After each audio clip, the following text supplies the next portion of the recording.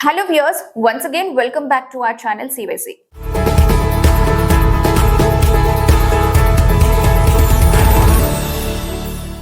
Engineering లో ఏ branch best?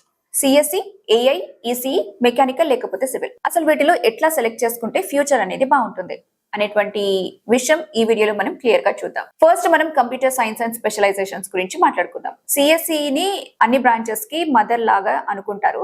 ఎందుకంటే ఈ రోజు ఏ ఇండస్ట్రీ గురించి తీసుకున్నా, లైక్ ఫినాన్స్ కానివ్వండి, హెల్త్ కేర్, సినిమా, కార్పొరేట్, అంత టెక్నాలజీ అనేది మ్యాండేటరీ. అందుకే మిగతా బ్రాంచెస్ తో కంపేర్ చేస్తే సిఎస్సి వాళ్ళకి జాబ్స్ అండ్ సాలరీస్ కూడా ఎక్కువగానే ఉంటాయి.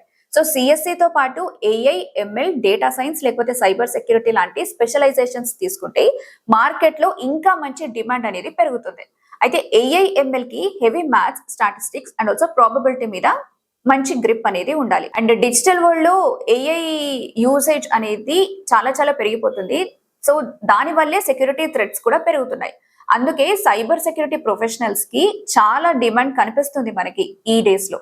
కాకపోతే స్కిల్ఫుల్ పీపుల్ అయితే చాలా తక్కువగా ఉన్నారని చెప్పాలి. అండ్ ఆల్సో డేటా సైన్స్ లో కూడా ఎంట్రీ లెవెల్లో డేటా అనలిస్ట్ గా స్టార్ట్ చేసి ఆ తర్వాత ప్రాజెక్ట్స్ అండ్ పోర్ట్ఫోలియో బిల్డ్ చేసుకుంటూ పోతే రేపటి రోజున హై పొజిషన్ కి వెళ్లే స్కోప్ చాలా ఉంటుంది. ఎలక్ట్రానిక్స్ అండ్ ఎలక్ట్రికల్ గురించి మాట్లాడుకుందాం. చాలా మంది చెప్తూ ఉంటారు ఈసీఈ తీసుకుంటే సాఫ్ట్వేర్ అండ్ కోర్ రెండు సైడ్స్ వెళ్ళొచ్చు అని చెప్పి.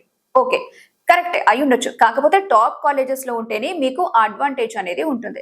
మిగతా కాలేజెస్ లో ఉంటే మళ్ళీ కోడింగ్, డేటా స్ట్రక్చర్ నేర్చుకొని సాఫ్ట్వేర్ సైడ్ కే రావాల్సి వస్తుంది. సో ప్రస్తుతం ఏంటంటే semi conductors, chip making and also దీంతో పాటు విఎల్ఎస్ఐ రోల్స్ కి మార్కెట్ లో చాలా భూమి ఉందని చెప్పాలి. ఇప్పుడు మనం మెకానికల్, సివిల్ అండ్ కెమికల్ ఈ కోర్ బ్రాంచెస్ గురించి మాట్లాడుకుంటే వీటికి డిమాండ్ లేదనుకోవడం తప్పు. ఆటోమోటివ్, రోబోటిక్స్, ఏరోస్పేస్ లాంటి సెక్టార్స్ లో కూడా చాలా మంచి స్కోప్ ఉంది.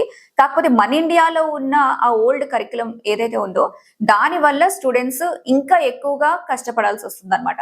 సో ఈ బ్రాంచెస్ తీసుకున్న వాళ్ళు కూడా చాలా మంది గేట్ ఎగ్జామ్స్ త్రూ పిఎస్యు కి వెళ్తుంటారు, లేకపోతే సాఫ్ట్వేర్ సైడ్ కి షిఫ్ట్ అయిపోతుంటారు.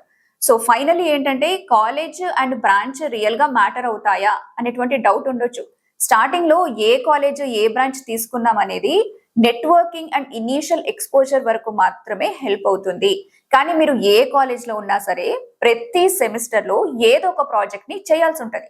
హ్యాకథాన్స్ లో కూడా పార్టిసిపేట్ చేయండి.